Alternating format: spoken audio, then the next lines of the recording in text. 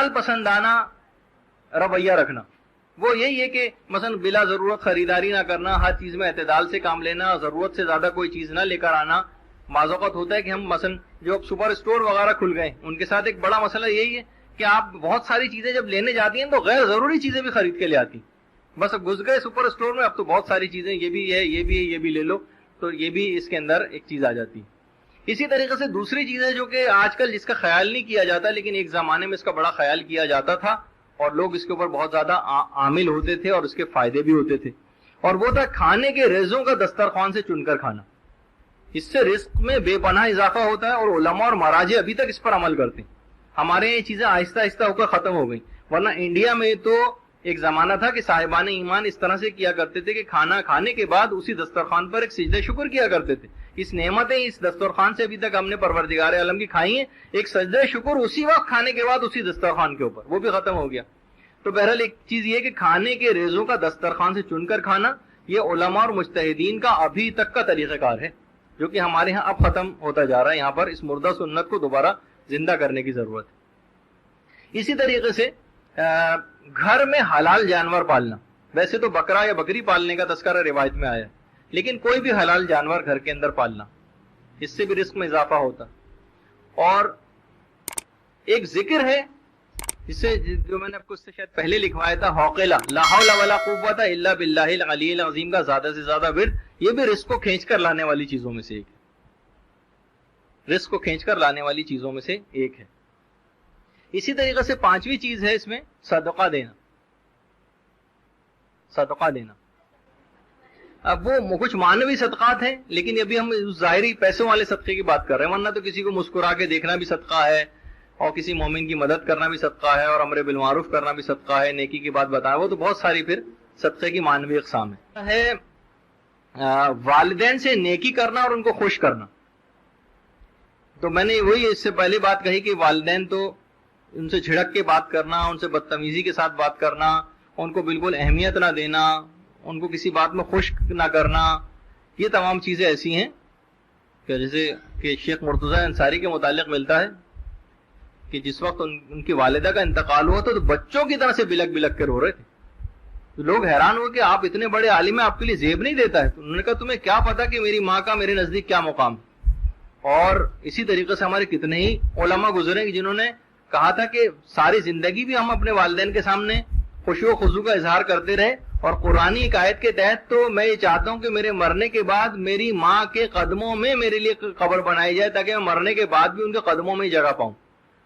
اور ایسے بھی تھے، غالباً شاید علامہ محمد حسین طباطبائی کے متعلق ملتا ہے، ایک اور عالم کے متعلق، یا شاید شیخ عباس قمی کے، کہ اپنے والد کو اپنے گال جو ان کے پاؤں پر رگڑ کے ان کو جگایا کرتے تھے ان کے قدموں سے اپنے. تو ان کے والدین جو دعائیں دیتے تھے اس کے نتیجے میں اتنے بڑے بڑے علماء بنے. تو ہمیں تو کہیں نظر ہی نہیں آتا کہ اپنے والدین کی اس طرح سے کوئی عزت کرتا ہو، اس طرح سے کوئی اکرام کرتا ہو، اس طرح سے ان کا خیال رکھتا ہو، اس طرح سے ان کو خوش کرتا ہو، اس طرح سے ان کے ساتھ نیکی کرتا ہو آگے بڑھ کر.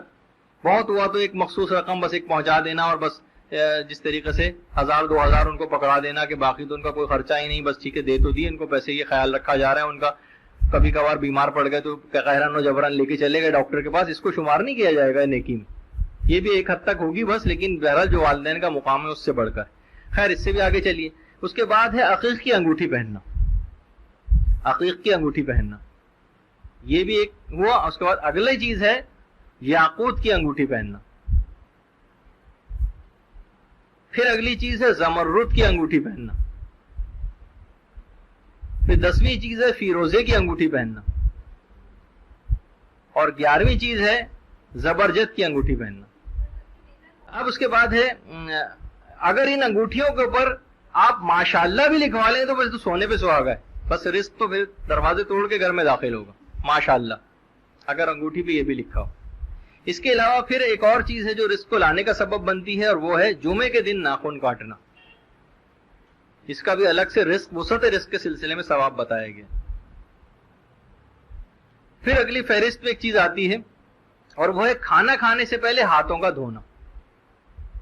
ایک تو یہ بھی کہ ظاہر گندے ہاتھوں سے کھانا کھائیں گے تو بیمار پڑیں گے، بھی ڈاکٹروں پہ پیسے خرچہ کرنا پڑے گا، اور اگر ہاتھ دھو لیں گے تو سارے پیسے بھی بچیں گے، درست میں ویسے ہی اضافہ ہوگا. لیکن ایک لحاظ سے ایک الگ سے بھی روایت میں اگرچہ لفظ وضو آیا ہے لیکن وضو ان معنوں میں نہیں کھانا کھانے سے پہلے وضو کرنا. اکثر لوگ ترجمہ یہی کر دیتے ہیں اس کا.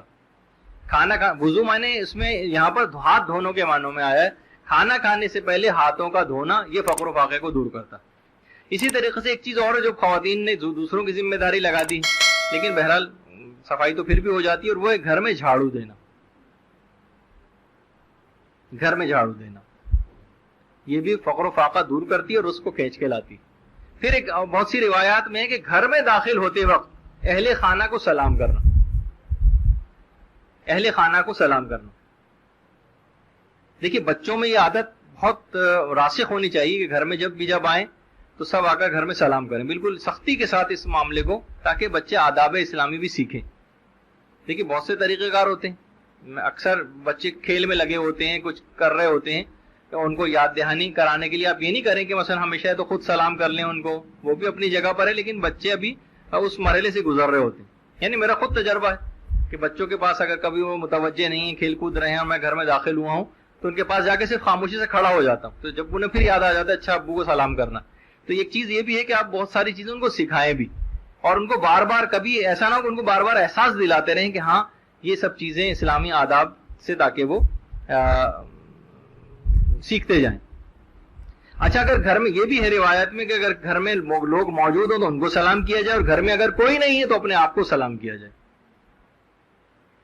اچھا اسی طریقے سے بہت ساری روایت میں یہ بھی کہ اپنے بچوں کا نام محمد, احمد, علی, حسن اور حسین رکھنا.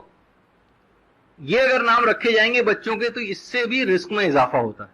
اس طرح کے بابرکت نام جب گھر میں پکارے جائیں گے, البتہ دیکھ بہت سارے نام ایسے ہیں کہ پھر یہ اگر رکھ دیے جائیں تو پھر ان کو برے ناموں سے نہ پکارا جائے. جب ایک امام کو پتہ چلا کہ ایک صحابی نے اپنی بیٹی کا نام فاطمہ رکھا ہے, تو امام نے اس کو پھر بلا کر منع کیا کہ کبھی اس کو برا بھلا نہ کہنا. تو بہرحال اس طریقے سے یعنی اس طرح کے جو نام رکھے جائیں, یہ جو بابرکت نام ہے, اس سے خود بخود ایک برکت بھی گھر میں آئے گی اور رزق میں بھی اضافہ ہوگا. اب آ جائیے وہی چیز حج و عمرے کو ادا کرنا. ایک تو یہ ہے کہ حج و عمرہ ایک دفعہ بھی کرنے جائیں گے نا تو بے پناہ رزق میں اضافہ ہوگا. اور ایک اور اس کے بعد چیز ہے مداومت حج و عمرہ. اگر کسی کے پاس پروردگار نے سہولیات دی ہیں اور وہ ہر سال حج پہ جا سکتا ہے یا ہر سال عمرے پہ جا سکتا ہے یا اس سے زیادہ دفعہ جا سکتا ہے, تو وہ جتنی دفعہ جائے گا اس کے رزق میں وسعت ہوتی جائے گی. دیکھیے یہاں تک ملتا ہے وہ کہ شہید دستیاب شیرازی کے پاس ایک دفعہ ایک عورت آئی اور کہا کہ مستحب حج کے لیے میں جانا چاہتی ہوں, اس کا فقہی مسئلہ بتائیے.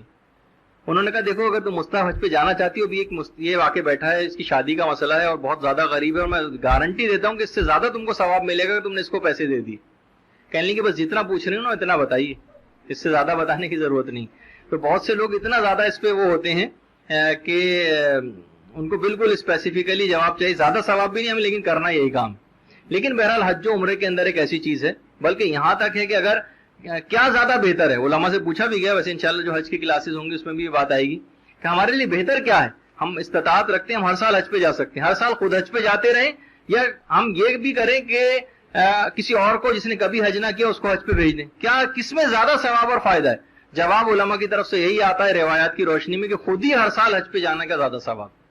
لیکن یہ ضرور ہے کہ اگر آپ کوئی چاہیں کہ کسی کو اور وسعت دیے تو اس کو بھی بھیج دیں, لیکن خود بھی چلے جائیں. اور کبھی دیکھیں کہ واقعی زیادہ ضرورت ہے تو کسی اور کو بھی بھیجا تو جا سکتا ہے, لیکن زیادہ ثواب پھر بھی خود ہی حج و عمرے پہ جانے میں. تو مداومت حج و عمرہ یہ اس کے بعد ہے, یعنی کثرت کے ساتھ اگر خدا حالات ایسے رکھے اور اتنی کشائش اور اتنی وسعت دے اس کے اندر, تو بہرحال ہر سال حج و عمرے پر جانا یہ زیادہ ثواب رکھتا ہے. اسی طریقے سے دن میں کم سے کم 2 مرتبہ مسواک کرنا بھی وسعت رزق کا سبب بنتا ہے. دن میں کم سے کم 2 مرتبہ مسواک کرنا. مسواک سے مراد ٹوتھ برش بھی ہو سکتا ہے, وہ لکڑی بھی ہو سکتی ہے, اور وہ نہ ہو تو کم سے کم انگلی کو ہی اپنے دانتوں پر پھیر لینا, یہ بھی مسواک میں شمار ہو جاتا ہے. امام کی سال میں کم سے کم 3 مرتبہ زیارت پر جانا, یہ بے پناہ رزق کو لانے والی چیزوں میں سے ایک.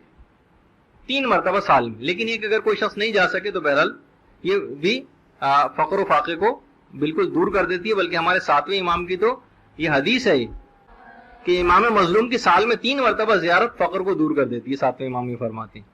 اسی طریقے سے پورے دن میں کم سے کم 1 مرتبہ بھی اگر آیت الکرسی پڑھ لی جائے تو فقر کو دور کر دیتی ہے. آپ کے لیے تو 5-5 دفعہ آپ لوگ پڑھ رہے ہوں گے کردار سازی والے پہ عمل کی وجہ سے. اور یہ بھی کہا جاتا ہے کہ ایک مرتبہ بھی اگر کسی نے پورے دن میں آیت الکرسی پڑھ لی تو روایت میں یہ کہ دنیا کی 100 سختیاں اس پر سے دور ہوں گی اور آخرت کی 100 سختیاں اس پر سے دور ہوں گی۔ دنیا کی سختیوں 100 سختیوں میں سے جو سب سے کم ترین جو سختی ہوگی وہ فقر و فاقہ ہے جو اس سے دور ہوگا، اور آخرت کی جو کم ترین سختی ہے وہ عذاب آخرت ہے جو اس پر سے دور ہوگا۔ کم ترین کی بات ہو رہی روزانہ فقط ایک دفعہ آیت الکرسی پڑھنے سے، تو آپ سوچیے کہ اگر ماشاءاللہ آپ 5 دفعہ پڑھ رہی ہیں تو کتنا فائدہ ہوگا۔ اس کے بعد اگلی چیز ہے کہ جو فقر و فاقہ دور کرتی ہے وہ ہے سورہ کہف کو لکھ کر ایک بوتل میں گھر میں رکھنا۔ سورہ کہف، اب ایک سوال فوراً آپ کا آ جائے گا، وہ یہ ہے کہ کیا ہم فوٹو اسٹیٹ کرا کے بوتل میں رکھ سکتے ہیں؟ تو جواب یہ ہے کہ آپ پھر اس کا مطلب سیریس نہیں ہے فقر و فاقہ دور کرنے میں۔ اب جمعہ سورہ واقعہ کا پڑھنا وسعت رزق کا سبب بنتا ہے۔ سورہ توحید جو شخص ایک دفعہ بھی تلاوت کر لیتا ہے وہ خود تو چھوڑیے اس کے پڑوسیوں تک کا فقر دور ہو جاتا ہے، اور وہ ہے تسبیح حضرت فاطمہ الزہرا سلام اللہ علیہا کا پڑھنا، یہ فقر و فاقہ دور کرتا ہے۔ اور اس کے علاوہ ایک چیز اور بھی روایت میں آئی ہے، دیکھیے بہت ساری چیزیں ایسی ہیں کہ یہ کیونکہ بہت ساری چیزیں متروک ہوتی جا رہی ہیں لیکن آداب اسلامی میں شامل، بہت ساری روایت میں اس بات کا بھی تذکرہ آیا ہے کہ مثلا اگر کوئی کسی کے پاس مہمان آئے اور کچھ کھائے پیے بغیر جا رہا ہو تو دیکھیے ایک تو یہ کہ کچھ نہ کچھ مہمان کو چاہے وہ پانی ہی تھوڑا سا کیوں نہ صحیح ضرور پلا دیا جائے، کیونکہ روایت میں یہ یہاں تک بات آئی ہے اگر کوئی شخص کچھ کھائے پیے بغیر کسی کے پاس سے چلا جائے تو ایسے ہی جیسے کسی مردہ کے پاس سے اٹھ کر گئے، تو کچھ نہ کچھ ضرور، لیکن اگر اس کا اگر موقع نہ ہو تو مہمان کا عرق گلاب سے چہرہ دھلوا دیا جائے۔ اچھا اس کے بہت سارے فائدے، ایک تو چہرہ خوبصورت بہت ہو جاتا ہے، یہ بھی روایت میں آپ لوگوں کے لیے انٹرسٹنگ ایک پوائنٹ ہے اس میں۔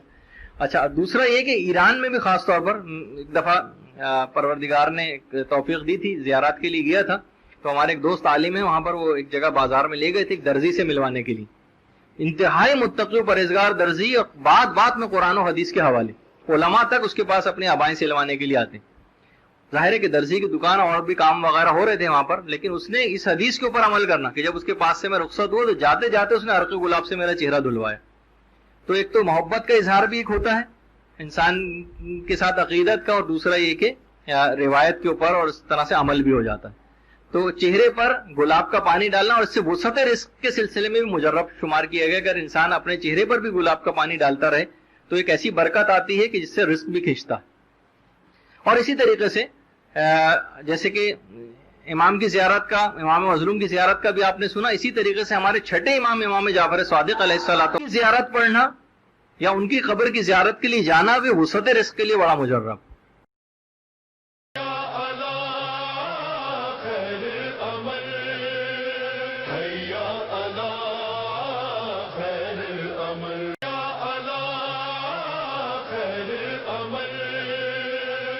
یا